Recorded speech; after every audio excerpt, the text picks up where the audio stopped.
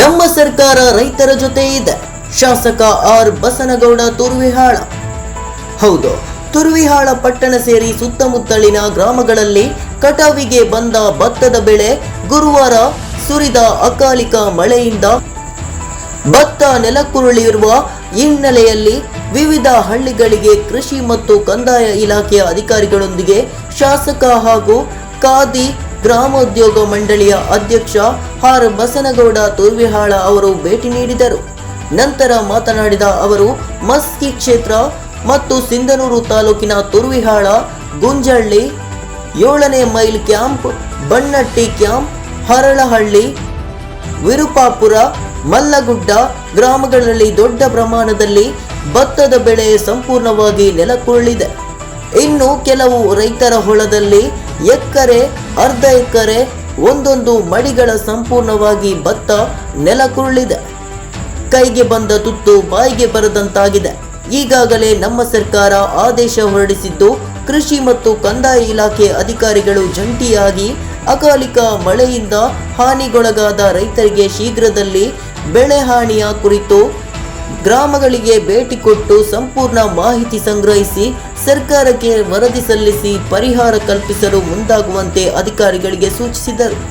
ನಂತರ ಮಾತನಾಡಿದ ತಾಲೂಕು ದಂಡಾಧಿಕಾರಿ ಅರುಣ್ ಕುಮಾರ ದೇಸಾಯಿ, ಈಗಾಗಲೇ ಅಕಾಲಿಕ ಮಳೆಯಿಂದಾಗಿ ಭತ್ತದ ಬೆಳೆ ಹಾನಿಯಾದ ಪ್ರದೇಶಕ್ಕೆ ನಾವು ಮತ್ತು ಶಾಸಕರು ಭೇಟಿ ನೀಡುತ್ತಿದ್ದೇವೆ. ರೈತರು ಆತಂಕ ಪಡಬೇಕಿಲ್ಲ.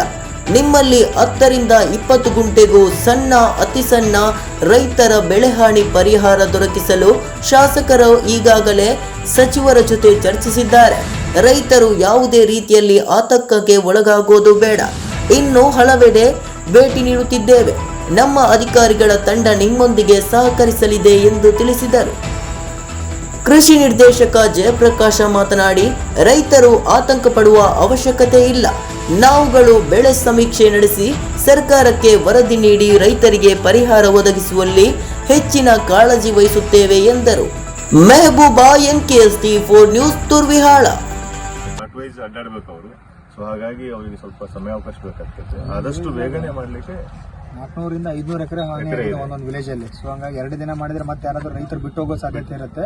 1-2 ದಿನ ಹೆಚ್ಚಾದ್ರೂ ಪರವಾಗಿಲ್ಲ. ಡೀಟೇಲ್ ಪ್ರತಿಯೊಬ್ಬ ಹಾನಿಯಾದಂಥ ಪ್ರತಿಯೊಂದು ಪ್ಲಾಟ್ ಅನ್ನು ವರದಿ ಕೊಡಂತ DC ಸರ್ ಹೇಳಿರೋದ್ರಿಂದ ಕೊಡ್ತೀವಿ. ಅಂಡ್ ಪರಿಹಾರ ಪೋರ್ಟಲ್ ಅನ್ನು ಮಾನ್ಯ ಶಾಸಕರ ಮಿನಿಸ್ಟರ್ ಸರ್ ಜೊತೆ ಮಾತಾಡಿರೋದ್ರಿಂದ ಪರಿಹಾರ ಪೋರ್ಟಲ್ ಎಂಟ್ರಿ ಆದ್ರೆ ಓಪನ್ ಆದ್ರೆ ಎಂಟ್ರಿ ಮಾಡಿಸ್ಬಿಟ್ಟು ಪರಿಹಾರ ಕೊಡ್ಲಿಕ್ಕೆ ಏನ್ ಬೇಕು ಕ್ರಮ ತಗೊಂಡು. ಸರಿ, ಒಂದೊಂದು ಎಕರೆಯಲ್ಲಿ 20 ಗುಂಟೆ 30 ಗುಂಟೆ ಲಾಸ್ ಆಗಿರುತ್ತೆ, ಅದನ್ನು ಕನ್ಸಿಡರ್ ಮಾಡ್ತಾರೆ. ಸಣ್ಣ ರೈತರು, ಅತಿ ಸಣ್ಣ ರೈತರು, ದೊಡ್ಡ ರೈತರು ಎಷ್ಟೆಷ್ಟು ಇಳುವರಿ ಹಾನಿ ಆಗಿದೆ ಅವರವರ ಪ್ರತಿಯೊಂದು ಪ್ಲಾಟ್ ಅಲ್ಲಿ ಅದನ್ನಷ್ಟು ನಾವು ನೋಟ್ ಡೌನ್ ಮಾಡಿ ಕಳಿಸ್ತೀವಿ. ಸರ್ಕಾರದ ಮಾರ್ಗಸೂಚಿಯನ್ನು ಎಲ್ಲರಿಗೂ ಪರಿಹಾರ ಬರುತ್ತೆ. ಎಷ್ಟು ಹೆಕ್ಟರ್ ಪರಿಹಾರ ಬರುತ್ತೆ ಸರ್? ಅದು ಪರಿಹಾರ ನೋಡ್ಬೇಕು, ಡಿಸಿಷನ್ ಸರ್ಕಾರ ತಗೊಳುತ್ತೆ. ಸದ್ಯಕ್ಕೆ 2 ಹೆಕ್ಟೇರ್ ತನಕ ಅಂತ ಇರುತ್ತೆ. ಬೇರೆ ಬೇರೆ ಪ್ಲಾಟ್ ವೈಸ್ ಇದೆ. ಅದು ಕುಷ್ಕಿಗಿಷ್ಟು, ತರಿಗಿಷ್ಟು, ಬಾಗಾಯತ್ ಜಮೀನಿಗೆ ಇಷ್ಟಿಷ್ಟು ಅಂತಿದೆ. ಅದು ಸರ್ಕಾರ ಪಾಲಿಸಿ ಡಿಸಿಷನ್ ಇರೋದ್ರಿಂದ ಸರ್ಕಾರ ಏನು ನಿರ್ಣಯ ತಗೊಳ್ಳುತ್ತೆ ಅಷ್ಟು ಪರಿಹಾರ ಬರುತ್ತೆ.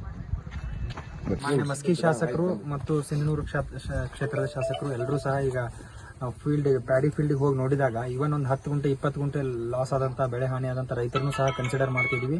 ಎಲ್ಲ ರೈತ ಬಾಂಧವರಲ್ಲಿ ಏನು ವಿನಂತಿ ಅಂದ್ರೆ ಪ್ರತಿಯೊಂದು ಫೀಲ್ಡ್ಗೆ ಬಂದು ನಮ್ಮ VA ಅವರಾಗಿರ್ಬೋದು, ಅಗ್ರಿಕಲ್ಚರ್ AO ಅವರಾಗಿರ್ಬೋದು ವಿಸಿಟ್ ಮಾಡ್ತಾರೆ.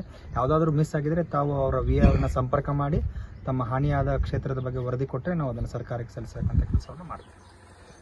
ಇದರಲ್ಲಿ ಅಕಾಲಿಕ ಮಳೆಯಿಂದ ಇವತ್ತು ಬಹಳಷ್ಟು ರೈತರಿಗೆ ಬೆಳೆ ಏನು ಕಟಾವಿಗೆ ಬಂದಿದೆ ಅದು ಇವತ್ತು ನೆಲ ಸಮಾನ ಆಗಿರ್ತಕ್ಕಂಥದ್ದು ಕೂಡ ನಾವು ಈಗಾಗಲೇ ಕೆಲವೊಂದು ಹಳ್ಳಿಗಳಲ್ಲಿ ಇವತ್ತು ಮಸ್ಕಿ ಕ್ಷೇತ್ರದಲ್ಲಿ ಬಹಳಷ್ಟು ಕಡೆ ಆಗಿದೆ.